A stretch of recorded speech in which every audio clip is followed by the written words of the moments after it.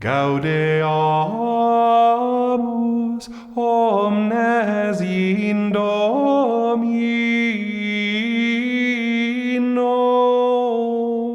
diem festum celebrantes, sub honore sanctorum omnium. Welcome to The Way of the Fathers. I'm Jim Papandrea. This podcast is a production of Catholic Culture. Sign up for our newsletter at catholicculture.org/newsletter. Today we continue our mini-series on Forgotten Fathers with Rufinus of Aquileia. These days, if people remember Rufinus at all, it is usually as the opponent of St. Jerome. It seems that Rufinus is most famous for having a more famous frenemy. And that's right, Rufinus and Jerome were dear friends who had a falling out and never really reconciled. Have you ever wondered where the Apostles' Creed comes from? We know the origin of the Nicene Creed. It was written in response to the Arian controversy. The first draft produced at the Council of Nicaea in the year 325 AD, and the revised version, with the expanded section on the Holy Spirit, was the result of the Council of Constantinople in the year 381. But what about the Apostles' Creed? What's the story behind that? Well, it turns out that Rufinus of Aquileia is our source for what we do know, because he wrote an important commentary on the Apostles' Creed. Tyrannius Rufinus was born in Italy in the year 344 or 345 AD, and although it seems both of his parents were Christians, he was not baptized as an infant. And this was becoming more and more common among the wealthy. It was not that they doubted the sacramental nature of baptism. These were not adult-only Baptists.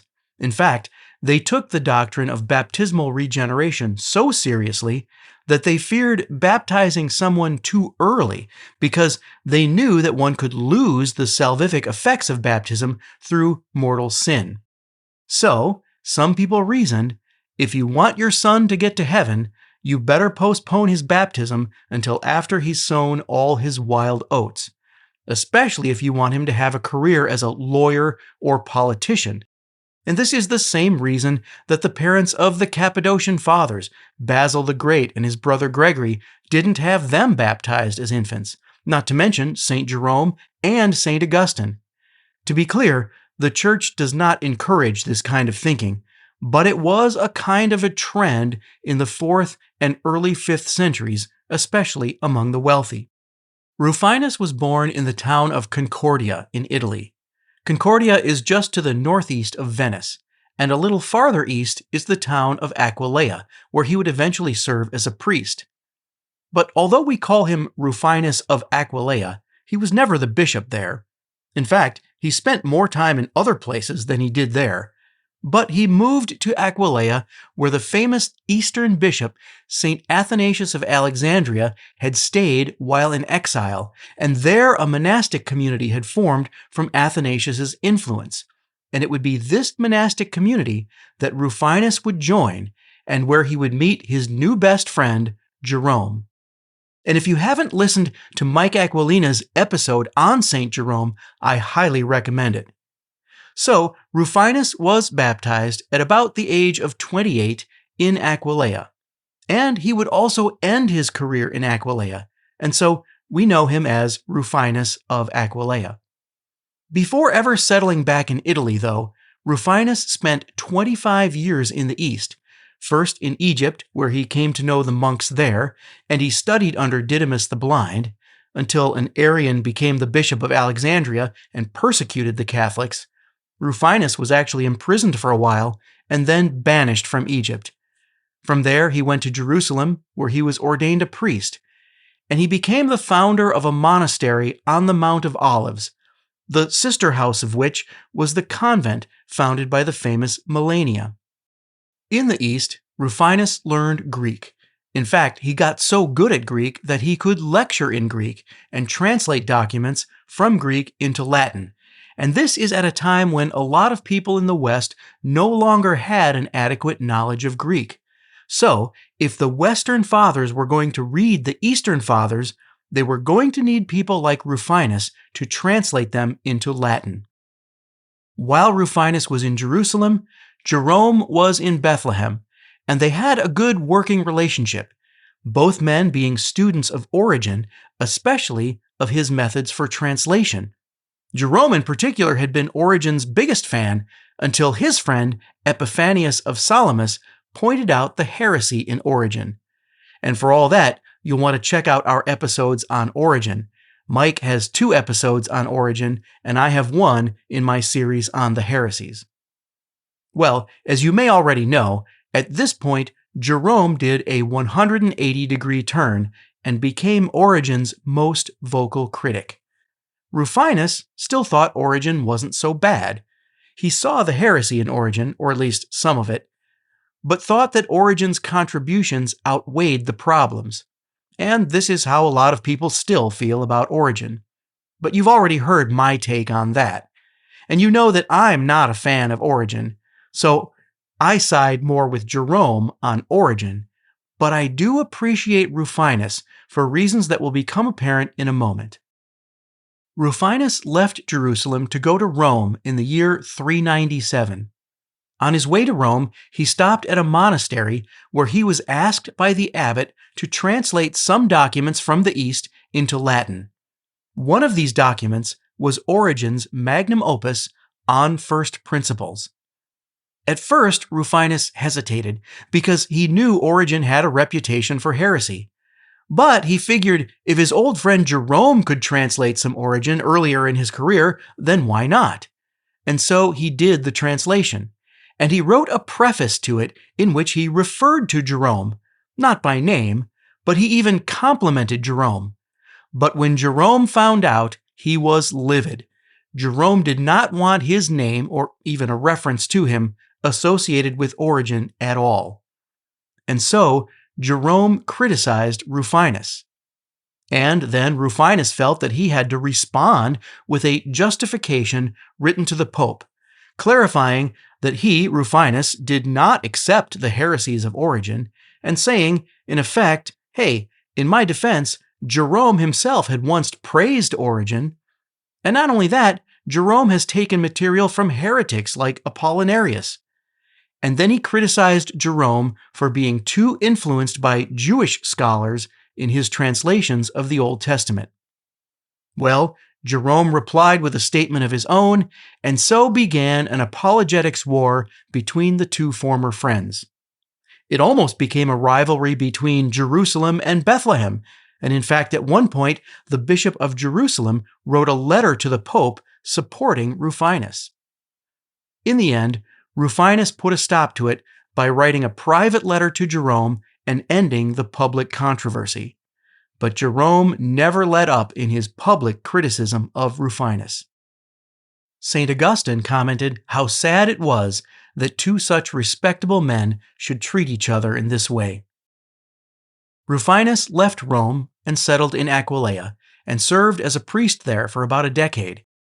At some point, he went back to Rome, but with the barbarians knocking at the door, he joined Melania's entourage when they left Rome. They got as far as Sicily, and Rufinus died in Sicily in about 410 AD and was buried there. Rufinus was one of a very few important Western fathers, like St. Ambrose before him, who had spent significant time in the East and could read Greek and could translate Greek documents into Latin for the West. In fact, Rufinus translated the church history of Eusebius into Latin. And when it comes to Origen, we wouldn't even have a lot of what we do have because it doesn't survive in the original Greek. It only survives in Rufinus's Latin translation. But as I often remind people, sometimes we don't really know what Origen actually wrote, because Rufinus tells us right up front that he has doctored the text. Here's what Rufinus says in his preface to his translation of Origen.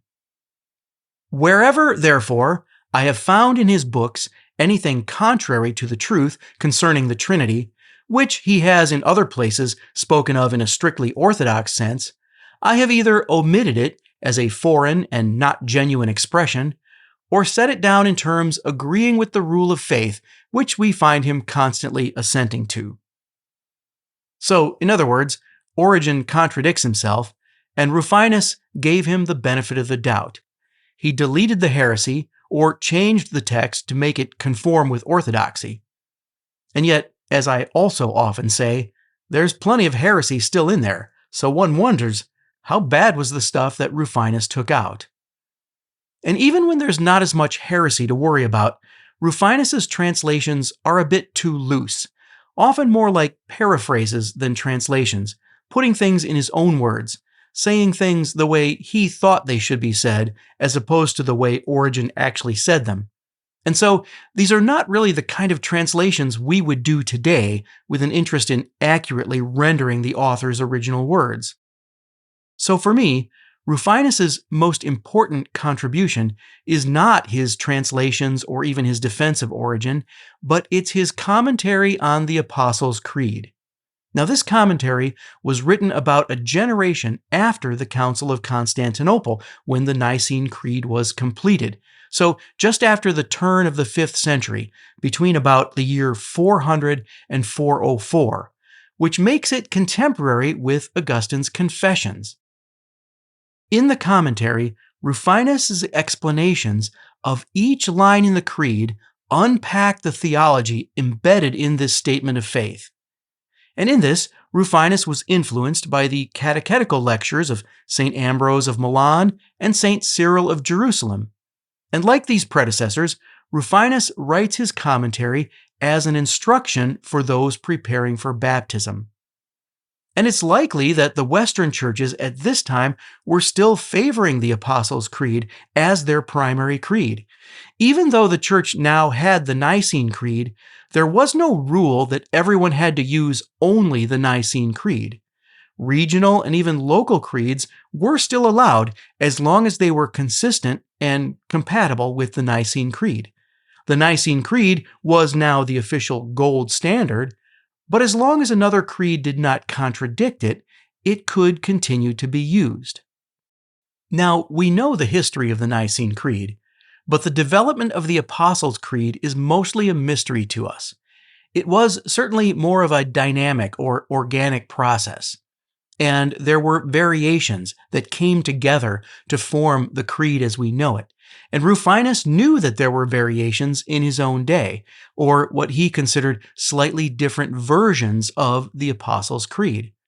But he believed that the one preserved at Rome was the version that came most directly from the apostles themselves. The variations he attributed to the necessity of clarifications against heresy over time. So in other words, in one region, a heresy might spring up that would require some modification to the Apostles' Creed in order to silence that heresy. But Rufinus believed that Rome had never had to update their version of the creed because they had never dealt with any serious heresy. Or what he actually said was, no heresy ever originated in Rome. And it does seem like all the heresies in Rome came from somewhere else. And it is true that the chair of the Bishop of Rome had never been occupied by a heretic, and that cannot be said of any of the other major sees. In any case, it does appear that behind all the different versions of the Western Creed is the one we call the Old Roman Creed, which is not exactly like our current version of the Apostles' Creed, but is very close to it.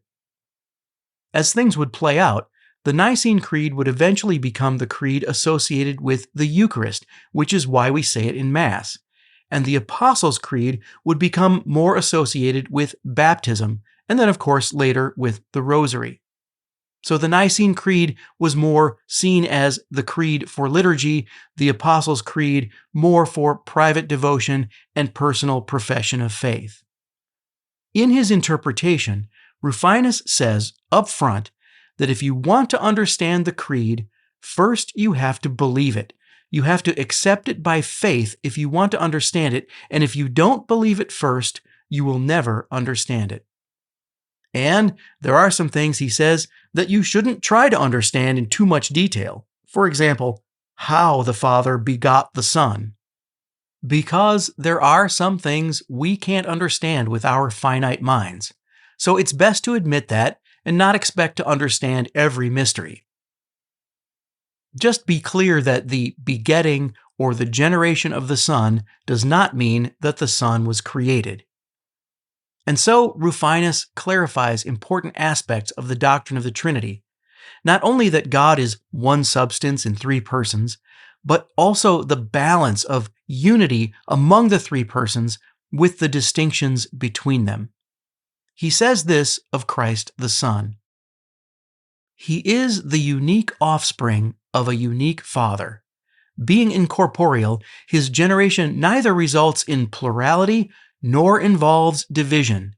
He who is begotten is not separated from his begetter. And although he is identical with his Father in glory, eternity, virtue, royalty, and power, he does not possess these unoriginately as the Father does, but by derivation from the Father, as a son, though a son without beginning, and equal to his Father.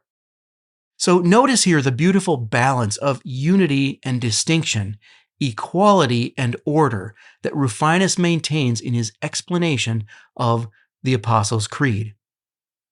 Rufinus describes the atonement using the very interesting fish hook analogy. In this analogy, the devil is like a fish who needs to be caught, and to catch him, the divine fisherman uses a hook and a lure. The lure, the bait, is Jesus' human nature, which the devil will think he can take hold of. But what the devil doesn't know is that under the bait of Christ's humanity is the hook of his divinity. The devil is attracted by the lure, but gets caught on the hook. Perhaps one of the most confusing lines in the Apostles' Creed is the reference to Jesus' descent into hell. Rufinus explains this as the moment that, as we read in Matthew 27:51-53, immediately after Jesus died, "And behold, the veil of the sanctuary was torn in two from top to bottom. The earth quaked, rocks were split, tombs were opened, and the bodies of many saints who had fallen asleep were raised. And coming forth from their tombs after his resurrection, they entered the holy city and appeared to many." But Rufinus says the reference to the holy city here, Jerusalem, is actually the heavenly Jerusalem that St. Paul speaks of in Galatians. And so the point is that it was at the moment of Christ's death that the holy people who lived before his time were released from the underworld, and at his resurrection, they were welcomed into heaven. It's also worth pointing out that in his commentary on the Creed, Rufinus affirms the doctrine of the perpetual virginity of Our Lady, as Jerome also did. But I also want to say that this document, the commentary on the Creed, doesn't get the attention it deserves in early church studies. In this document, Rufinus gives us what I call one of the state-of-the-art documents of the early church. These state-of-the-art documents are documents which succinctly describe the state of the clarification or the development of doctrine for their time period. And one could actually track through the time periods of the early church and see the trajectory of the clarification of doctrine in each era by reading these state-of-the-art documents. So, for example, in the 2nd century, you have Justin Martyr's First Apology. By the end of the 2nd century, you have Irenaeus of Lyon, who wrote the Demonstration of the Apostolic Teaching, or as it's sometimes translated, Proof of the Apostolic Preaching. You could also count Clement of Alexandria's Exhortation as one of these state-of-the-art documents. At the turn of the 3rd century, you have Tertullian and his Against Praxeas, where he gives us the technical terms for speaking about the Trinity. And then in the mid-3rd century, you have Novatian and his document on the Trinity. You have Athanasius in the 4th century, and then Ambrose and Rufinus Cyril of Alexandria, and John of Damascus, and you can track it all the way through the early church and see very clearly in these succinct documents the progression of the clarification of doctrine. Now, why didn't I mention St. Augustine? Well, nothing of his is short or succinct, so as important as he is, all of his documents take a little bit more depth of study in order to get what he's saying. But the point is that Rufinus, I think, is an important step on that trajectory through the early church where we can track the development of doctrine. An author called Gennadius would later write, Rufinus the priest at Aquileia was not the least of the church teachers and showed elegant genius in his translations from Greek into Latin. Next time on The Way of the Fathers, Egeria the Pilgrim and the Stations of the Cross. Thanks for listening. De quorum solemnitate gaudent angeli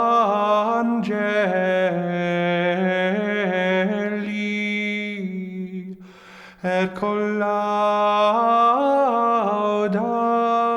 filium Dei.